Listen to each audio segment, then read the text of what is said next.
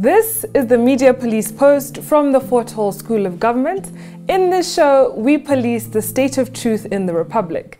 And because the truth is communicated to us by journalists and analysts, we have made it our civic duty to put it to the test. We advance from two confirmed truths about the media. One, and in the words of Roger Stone, the media is either lazy or evil. And for the most part, it is both evil and lazy. That is why the truth, their truth, must be put to a test. Two, another confirmed truth is that journalism is verified gossip. In fact, what is presented to us as news analysis is gossip that has been verified by journalists. This gossip has to be ground-truthed. We will monitor columnists, we will assess the state of truth in what they submit to the Republic, and we will pass verdict on what is true and what is not. For the record, we are not journalists, we are thinkers. We are not lazy or evil, and we do not verify gossip. What we give you is the truth that sets you free. On today's show, we will discuss either our favorite columns of last week or columns which reflect unformed and uninformed opinions, and columns that made you stupid. These are columns that fell into the cognitive trap of we say things as they are, as we are and not as they are, or that they're based on conjuncture history, and lastly, ones that smack of envelope journalism. Welcome, Miss K and CS. What will we be reviewing today? And happy Easter. Yes, happy Easter. Thank you, GK. Yes. I think today the columns of this week and last week did not inspire me, but I'd like to make a short commentary on last week's parliamentary standoff as regards BBI and the double speak in the ODM party ranks. The fact of the matter is that the referendum will happen at zero option. Whether Parliament agrees and passes it or whether they disagree, it does not matter. The BBI bill will be tabled before the people of Kenya in a referendum. I mean, once Super Tuesday happened and the Constitution of Kenya Amendment Bill moved to both houses of Parliament, we crossed the Rubicon, so to speak, and the referendum can no longer be bungled or blocked. Nobody can stop reggae. And the phrase to cross the Rubicon is a metaphor that simply means that one has passed a point of no return. You have taken an irrevocable step that has committed you to a specific course of action. The origin of this phrase is an action that took place on January 10th in 49 BC. Julius Caesar was returning home to Rome from war victorious, and he had been ordered by the Roman Senate to disband his army. When he reached the Rubicon, a tiny river that marked the boundary to Rome, he quoted from a Greek play by Menander and said, "Let the die be cast." Then he crossed the Rubicon, that little river, with his army, precipitating the Roman civil war and installing himself as a dictator. Why do I say that we are now at a point of no return with regards to BBI? Article 257 of the Constitution addresses itself to referendums by popular initiative. According to Article 257(9), if Parliament passes the BBI bill, it is submitted to the President, and the President then requests IEBC to conduct a national referendum in 90 days to approve the bill. However, according to the next article, Article 257(10), if either House of Parliament fails to pass the BBI bill, then the proposed amendment is submitted to the people in a referendum. Therefore, whether Parliament agrees on BBI or not, we are having a referendum. The die has been cast. I too would like to foray into the BBI fray. We have previously made the argument that Parliament should, if need be, make changes to the Constitution Amendment Bill 2020. The argument was rooted in the fact that history bears witness to Parliament always having had a key and active role in mapping out our constitutional order. We rejected the notion that Parliament's role is ceremonial and that it is simply a conveyor belt in the BBI process. Having made that argument, we would like to advance it.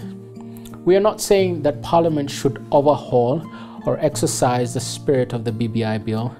We are saying that Parliament has a duty to clearly pronounce what is intended in a language that gives full effect and realization to the hopes of the masses, because it is Parliament that is instituted with a primary competence in the language of legislation. So what is this which we hope Parliament will clarify? It is this: Was it the intention of Kenyans to introduce a prime minister and to gravitate toward a parliamentary model without extending sufficient powers to such a prime minister?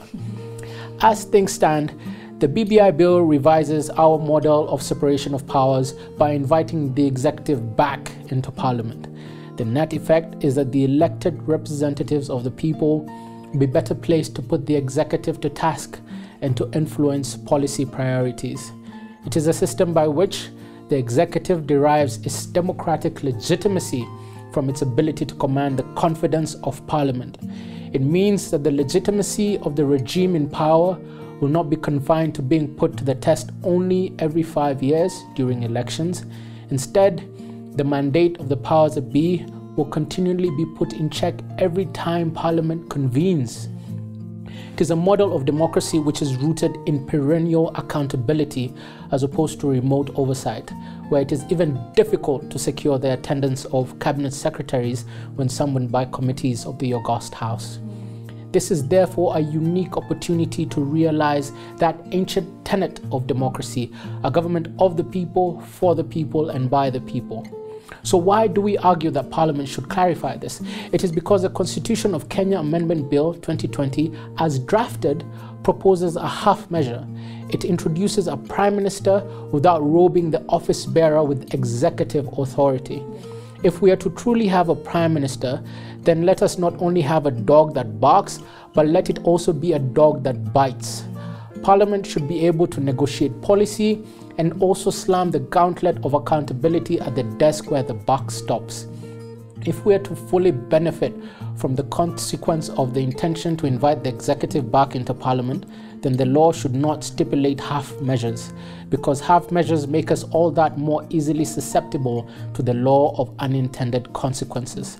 This is why Parliament should firmly reject the notion that its role in the Constitution amendment process is simply ceremonial. They have a duty to represent, legislate, oversight. They should invoke this duty and in doing so robe the Premier with executive authority. If the people of Kenya should decide that this was not their intention, then they will not hesitate, as Ms. K said, to issue such a determination in a referendum. Nice. So we're promoting an executive prime minister. Definitely. Unequivocally. Yes. So today I want to tell fellow Kenyans that Uhuru Kenyatta is doing what Uhuru Kenyatta has to do. After the mammoth task of swallowing the opposition like a capsule, accommodating his political enemies for the good of country, some like Oparanya and Obado want to now tell us that country should go slow on BBI. But constitution making is a task that has to continue regardless of COVID-19. 2022 is around the corner, and Uhuru Kenyatta has a remedy for what has ailed this country when it comes to electoral succession. Uhuru understands that the Constitution is a framework to facilitate and constitute ordinary popular politics. And so a good constitution, in the words of American Justice David Brewer, is meant to protect sober Peter from drunk Peter. So here's a story for Easter. It is a story for Uhuru Kenyatta and his efforts to gift Kenyans with this unity government and a matatu presidency over the current Ferrari one. Once upon a time, a donkey, a miller, and his son set out on a journey to the market. The three were walking happily with the son aboard the donkey.